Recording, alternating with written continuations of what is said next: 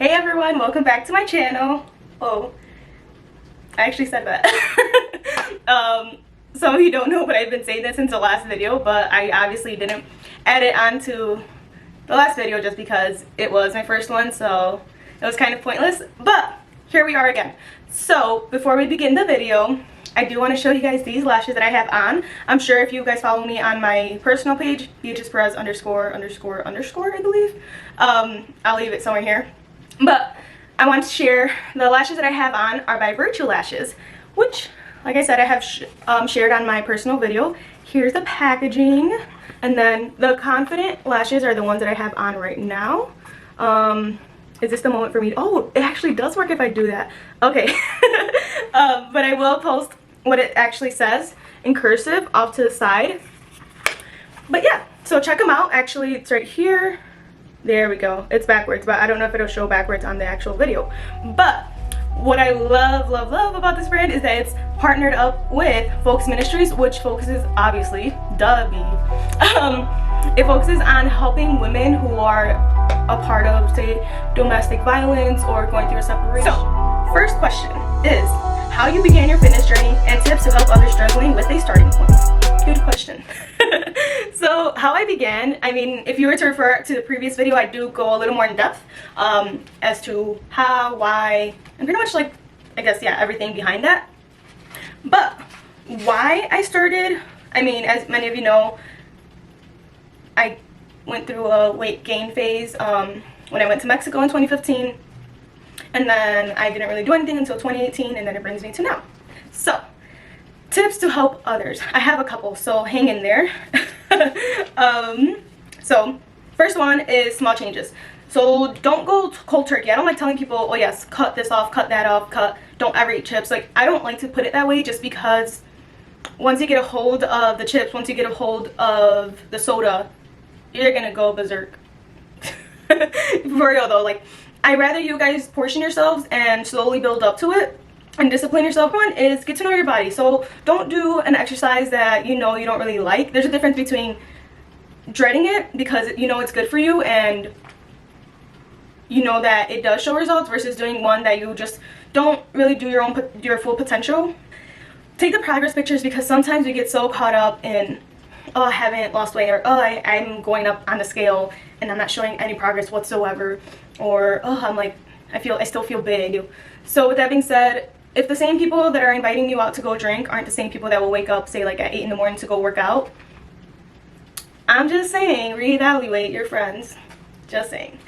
Because for real, you need someone who will push you and keep you accountable, because that's something that also helped me along the way, is having like those couple of friends that would tell me like, hey, did you go to the gym already, or did you work out, I don't know, like, did you eat well, or things like that. Just small detail that you realize like, wow, like you didn't know you needed them until they came into your life. Do you ever struggle with body dysmorphia? If so, how do you combat it? So for those of you who don't know what body dysmorphia is, it's pretty much a psychological ideas that people place in their minds. Say, like, I'll give you an example. Say when I was losing weight or when I lost weight, people would tell me like, oh, like you weren't even that big. But in that, like, even now, like, oh no, I was huge. So it's kind of seeing those flaws that other people don't see or don't even recognize, but it's just because we're so stuck in our heads in that exact moment that we're like, oh my gosh, I don't feel good enough because my thighs are too big, or my stomach.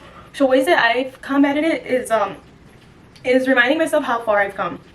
So even with the progress pictures, like, we all start somewhere. So as long as I know that I'm putting in the work and I'm not comparing myself to other people, that's the worst thing you could probably do, is compare yourself to other people. Because even though you may have a goal, say like old me, I was in love with Khloe Kardashian. I was like, oh my gosh, like, she's amazing, her body is like goals and this and that, and I want to work out because I want to look like her one day. And I remember having her as my screen saver on my phone for like probably, I don't know, like 2 years or so. And then I like thought about it and I was like, why am I trying to be someone else when I haven't even worked towards being myself? I guess I understand some people use other people's bodies as motivation. Totally understand. Like, it's unbearable. And it's just like, so like, it's so great to see, especially those that you know, say like myself, with people, but just don't use that as a reason to bring yourself down. So my point with that pretty much is, if you do both correctly, for the most part, you will see results. And that's what motivated me to make those changes, because sometimes I was so stuck at, oh, I'm gonna go to the gym, I'm gonna go to the gym, it's okay if I eat so and so and so because I'm gonna go to the gym. And it's like kind of like, well, you're kind of backtracking if you go to the gym and work out for like 2 hours and come home and like splurge out. So definitely seeing the results. Like, even how do you keep it going, tips on eating healthy, how to stay on track with it, and or finding a meal plan that works for you. Oh, and trips, apparently I want chips. And tips on tracking macros. So how I track my macros, I actually use MyFitnessPal, and I don't think I do enough justice as to how much I use it. I literally use it on the daily, and it's amazing. It's super easy to navigate. You could track your pictures, your weight, your measurements, and then you could also track your food for the day. How do you keep it going? I'm not sure if I've mentioned this before in terms of my videos, because I'm sure I mentioned it a couple of times on Instagram, but the mama mentality has helped me a lot, especially in the beginning, and watching Kobe Bryant's videos and even like his interviews, and just the work ethic that he showed with his persona. Like, that was him. Like, he tell him to run 1 lap, all right, he'll give you 3. Like, that's what I wanted for myself, and that's what I still want for myself, because you should be pushing yourself. You know, just because, say, you wake up at 6 a.m.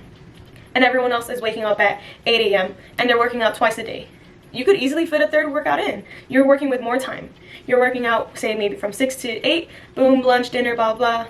Sorry, lunch, breakfast, another workout for the afternoon, boom, and then another workout before bed. That's how I see it. That's why I enjoy working out, just because it pushes me, and it's all mental, literally, guys. It's all mental. Like, once you put yourself in that position, that, all right, you know what, I'm gonna get this workout, and not even think about the ones that you have ahead of you, because once you start thinking like, oh, I have to do 3 workouts today, no, catch yourself in the moment. All right, I'm up, cool, do something with your time, stop wasting it. Go work out, go get your stuff done, do homework, go shower, clean your room, and then it'll set you up for success for your day. And you keep doing that. You keep doing that routine, build it up, and it'll give you more room to improve within yourself.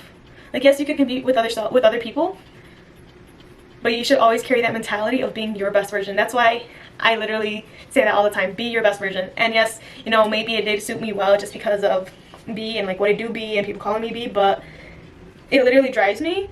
And I even watch his videos when I'm not feeling motivated. Yes, I'm not perfect, guys. Yes, I'm gonna tell you guys, sometimes I don't feel like working out because maybe something came up or I'm just not feeling it that day. But once I watch his videos, like, it gives me that clarity and that motivation and inspiration that if you're not working, someone else will work harder than you. And that's it. If you're not putting in your best foot forward, someone else will. You're not worried about, oh, sorry, she had a headache today, she can't work out. Oh, sorry, she was too busy, she had other stuff that came up. Okay, and I'm still getting my stuff done.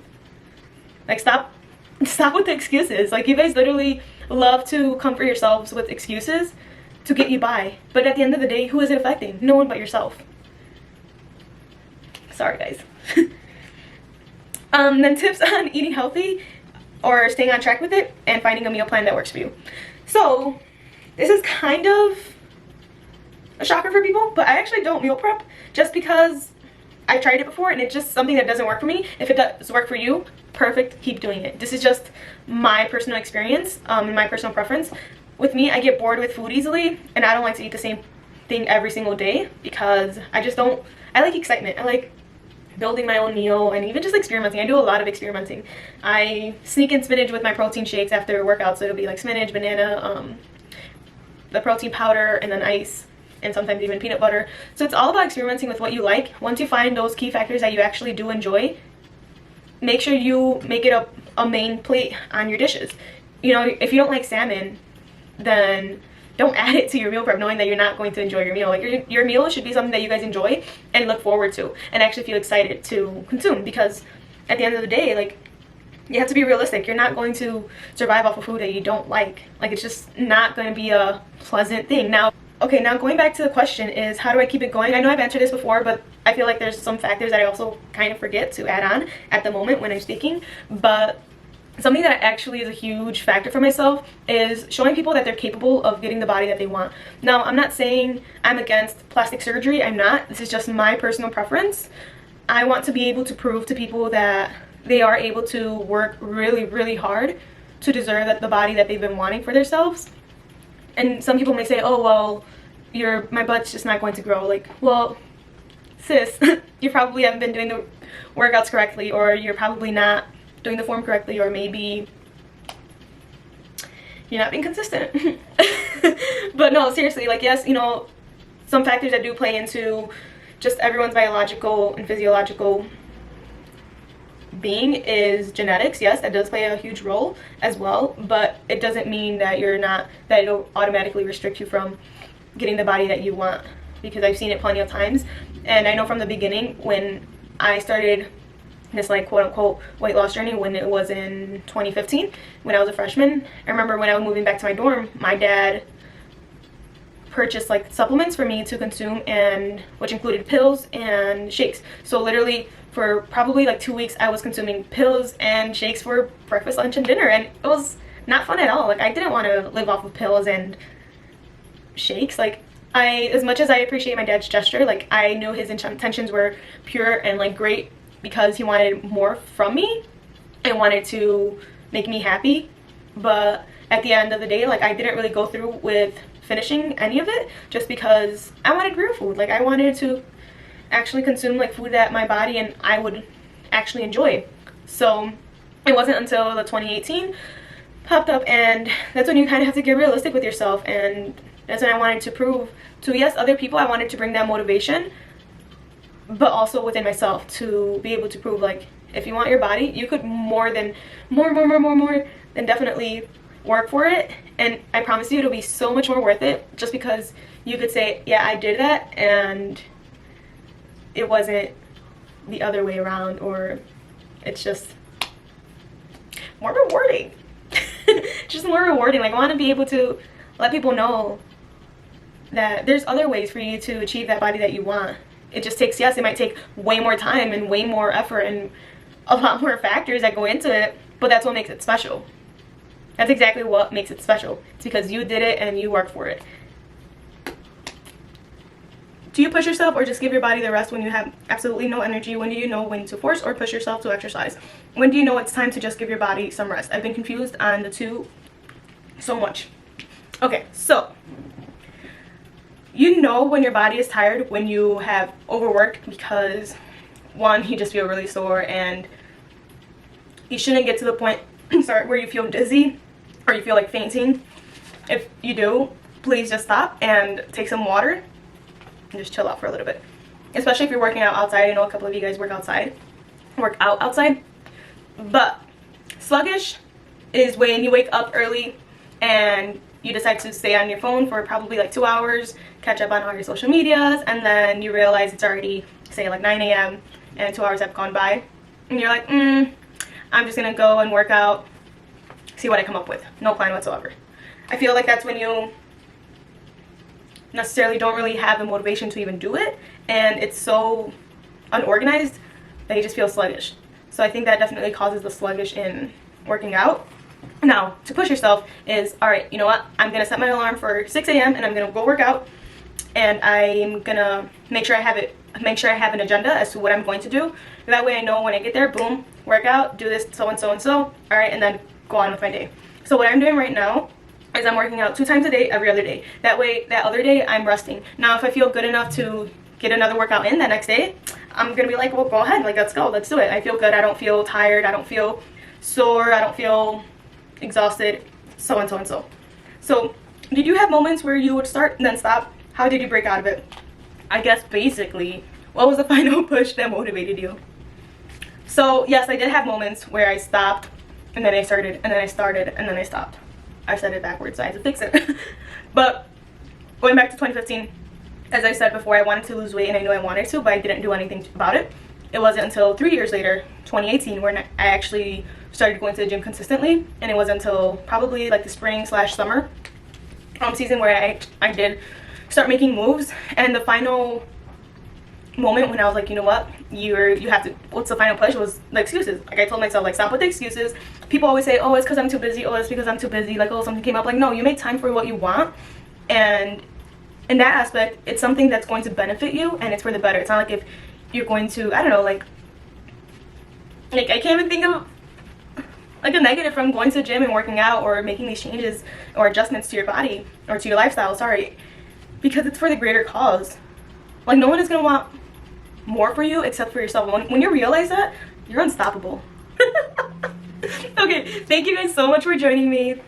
As usual, I'm so thankful and blessed to have people supporting me, people and strangers that I don't know and I've never met in my life, to see me as an inspiration, just because I never would have seen myself here, just because I was always looking for that inspiration and I never saw it within myself.